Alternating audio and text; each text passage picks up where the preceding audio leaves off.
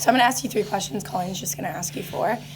And my first one is, what does PSU do to enforce sexual assault on campus? Maybe you better answer that. Details more. I know the general process, but why don't you give her some specifics? So I believe that we do a lot with the resources that we have, especially given the region that we're in. And that's a pretty broad question. So enforcing our student code of conduct, which includes sexual misconduct as part of the policy, Yes. is different than to enforce sexual assault as a violation of law. So the first thing that we do is try to educate students about the differences between a policy violation and a law. Because there are limits to what a campus can do in an adjudication process. We can't find somebody responsible for the legal definition of rape.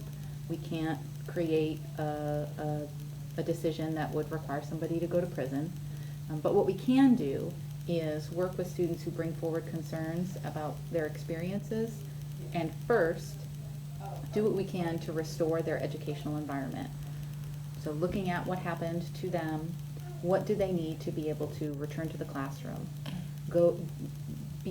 feel safe while they're working in a small group, be part of a club and organization and not feel as though they need to interface with other parties, feel safe in their residence hall or in their off-campus apartment. So all of that, which is called interim or protective measures, all of those things can happen before we even make a determination about an investigation. Okay. Our goal is for students to work with a confidential resource. We have a partnership with Voices Against Violence, which is our local crisis services agency, and we want students to connect with an advocate because advocates have confidentiality that's protected by legislation. Okay. Advocates can help students weigh their options in a way that is non-biased, that is totally removed from PSU, so that the students that are working with the advocate don't have to feel like the institution is trying to influence their decision-making process. Okay. Now, I can tell you generally, we treat it as one of the most serious offenses on campus. I don't know if you had a chance to interview those that have been through this process. It's heart-wrenching. Yeah. We do a lot to make sure that they're protected afterwards, as well as dealing with the issue as soon as we know about it. Definitely. In our student conduct process, students that bring forward concerns related to what by definition would be a penetrative sexual assault, we at minimum consider suspension or expulsion as sanctions. I do have some data. I've put together a profile from last academic year, and it's important that we give some of that space so that for the students that I might currently be working with, they're not feeling like information about their particular circumstances out there for for public review. So this information is regarding last year, and we look at the total number of incidents that were reported, and information comes forward in a number of different ways. There's a broad range of behaviors that are reported, from non-consensual sexual contact, sexual exploitation, retaliation, and even pre-affiliation disclosures. So sometimes a student, once they come to campus, they feel that this is a space where they can disclose something that may have happened when they were in high school or even earlier on. So there's a very broad range of behaviors that are reported. And of those that went forward to adjudication, there were 4 cases that went forward to the conduct process last year. And of those, there were 4 findings of responsible for violation and 0 findings of not responsible. So what you see there is not every case goes forward to adjudication, and largely that's because we work with the student to proceed as they wish. But those cases that do, we have found individuals responsible. I can also tell you that it's on the top of the trustees' mind. Yeah. It's one of the biggest issues they have, and they've been trying to figure out how far up it should be reported whenever you hear about it. And they've given the CEO some discretion, but they're actually getting to the point where they want everything reported to them. So it's a big issue. Yeah, it really is. Definitely. So my second question is, do you think that this information is generally like easy to find? In talking to students, they seem to know where to go and how to address the issue when it happens. And I think there's been a lot of training, and there's more training coming online now for everyone to have, so that there could be, everybody can know how to deal with the issue and where to go. I think Jeanette, in a way, leads this for the system. She's got a really strong background in it, and I think it's really attempted to get the information out there, so there's a great awareness among faculty, staff, and students. So if something happens, even to the point of being able to pick up some things that are going on. Yeah. I think we can always improve. So we try to have our presence of information known in a variety of formats. We have the USAFE US app, which has current information that's PSU specific. We did a special poster campaign for our athletics department because we know that colleges and universities sometimes have more challenges within the confines of their athletics programs. We did a specific outreach campaign there. We do outreach for students during new student orientation. We're in the process of creating a more detailed brochure so that when I meet with students for the first time, they have a takeaway that's not just online. We do find that even when students have reviewed the information in advance, that there still is so much in the moment that they need to review. A lot of times we try to front load that information when we're working with student groups in classrooms or training teams to think about wanting to know that information so that they can help a peer, and that seems to make it more palatable to want to be proactive in understanding the information. That goes for students, reporting parties and responding parties. I think it's important for students to know their rights if they ever find themselves that someone has alleged that they have violated policy as well. That's a really important part of our process for people to feel informed so that they can actively participate. Yep. And my third question is, do you personally think that students are aware of the services available for them, or if they were to be assaulted on campus? I would say so, but I don't know how strong the awareness is. There's certainly a lot out there. I haven't heard of anyone that had this issue that didn't know what to do. Yeah. I'm sure there are some, but I think the awareness is pretty good. I think there are so many levels of service that it is virtually impossible. You know, when I think about, I know that I have health care available to me, but I don't know everything there is to know about all of the options that are available to me. Just thinking about health insurance, separate from sexual misconduct. So when students might experience some type of sexual misconduct, I think they know that the campus has a responsibility to have resources, and they know that there are resources available.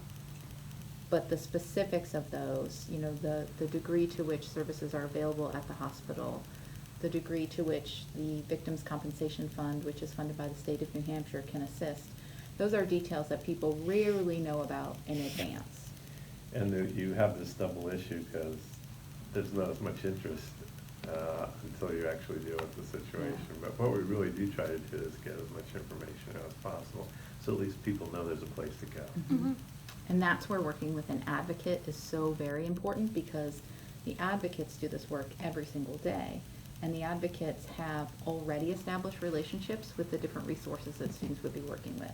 So they work with the hospital, they work with the SANE nurses, they work with the courts and the judges, they work with Plymouth Police Department and the University Police Department. They work with and know our process very well too. So it's great for students to have that person who knows the system and can prompt the student to self-advocate, can prompt the student to ask certain questions, can prompt the student to leverage certain resources to aid in their healing and in their moving forward. That being said, do you think they feel comfortable with the resources that they have to come to? I've talked to some students that have been through this. I think so. Mm. That's the sense I get from them. I think it's a lot of trauma when you go through something Definitely. like this. But I've never heard anybody say that they didn't get really good help going through this process. Can students report assaults anonymously? Yes. The challenge is it is difficult for us to help the student get what they need. Mm-hmm. And the other challenge is that it may be difficult for us to hold an individual accountable from a due process perspective. Yeah, it's We a never, yes and no. Yeah, we So it's a never lot want to harder. not know information. We would always welcome information. We might be challenged to be able to do something with it, but we have multiple opportunities for anonymous reporting. Yeah, it's definitely difficult. There's been a lot of discussion on this topic area because there are, there's the other side of the story too, is to have somebody be able to defend themselves is what happens. And so it's a mismatch, but you can go for a fair distance Yeah. with things. Definitely, because some students don't feel safe if they were to report Right, exactly. with their name. So that's where when I work with student groups, I always let them know that they can just meet with me and ask hypothetical questions. Yep. Sometimes students meet with me because they are doing research. I don't need to know that they're not doing research. Sometimes students meet with me because they have questions for a significant other or a teammate Yeah. or a roommate. And those are all welcome pathways to getting students the information they need. Yeah. What evidentiary standards does the school use for sexual assault? We use a preponderance standard. Okay. So that's, is it more likely than not that the behavior occurred? And despite the withdrawal of the previously issued guidance from the Office of Civil Rights, the new interim guidance says that institutions may choose either the preponderance standard or a clear and convincing standard.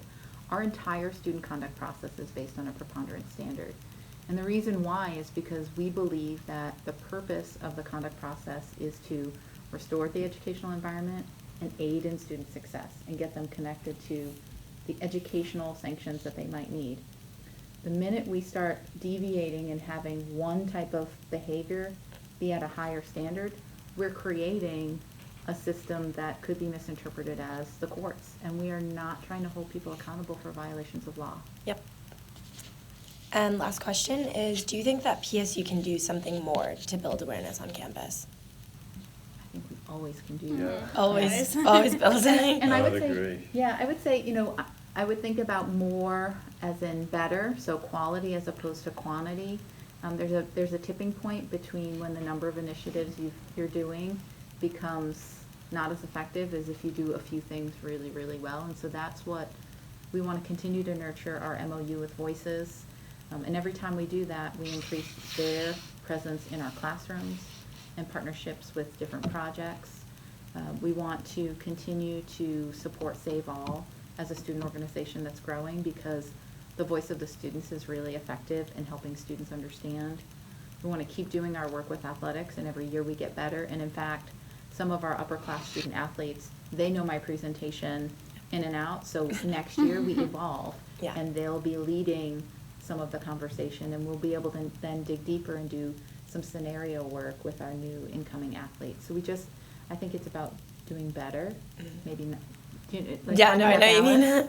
And part of it is, in this area, that things are so unclear in some ways because they did an article in the Chronicle about a month ago on sexual assault and the issues and interpretations about what somebody might think is acceptance that everything's good and what's not. And it was an interesting story because they had one case that they talked about where they thought that the accepted policy was if a girl came in and sat on their bed, that was automatically saying yes.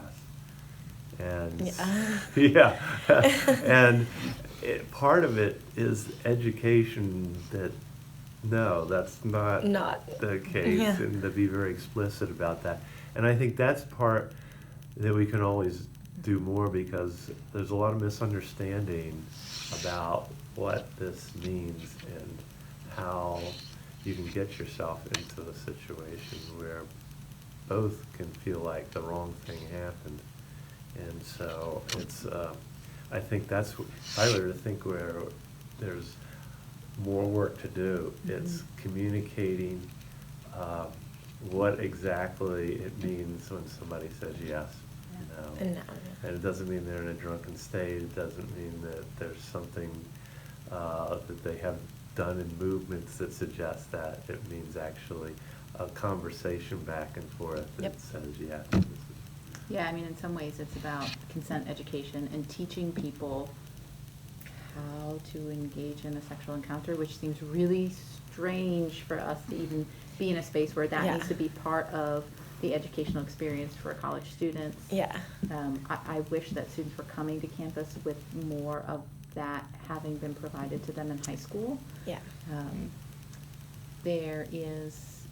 I think there is so much more that we can do in that regard, because it is very rare that a student would say, hold on, let me look at the policy to make sure that I'm going Yeah. about this the right way. We just know that And that's what happen. I was really talking about with my professor, because we were like, I think that freshmen that are coming in should have like almost like a workshop or something, or someone should like sit them down like orientation day and be like, by the way, like I know you're not going to go on your own to like read this, but like this is a policy, this is what consent is, you should know about it before you're going to be. Yeah. We have built some programming into our, into Panther Days, so we intend to continue that.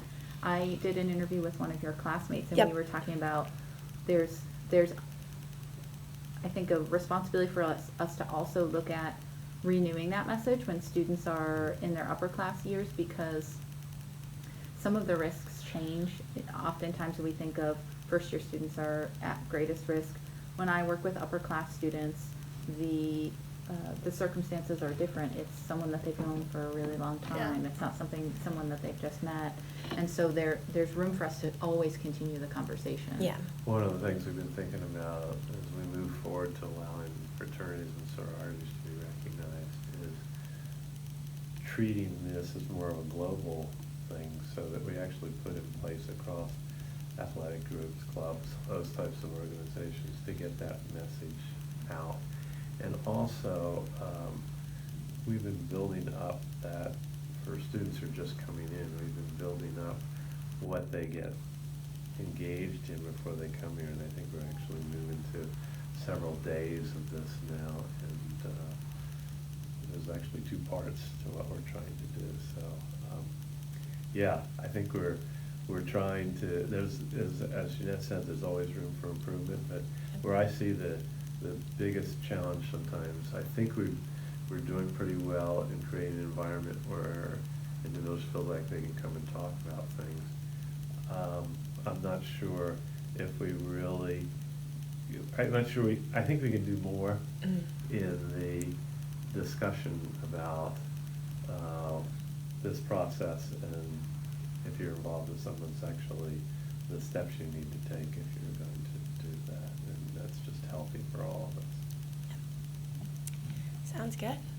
Thank you so much, guys. Yeah, well,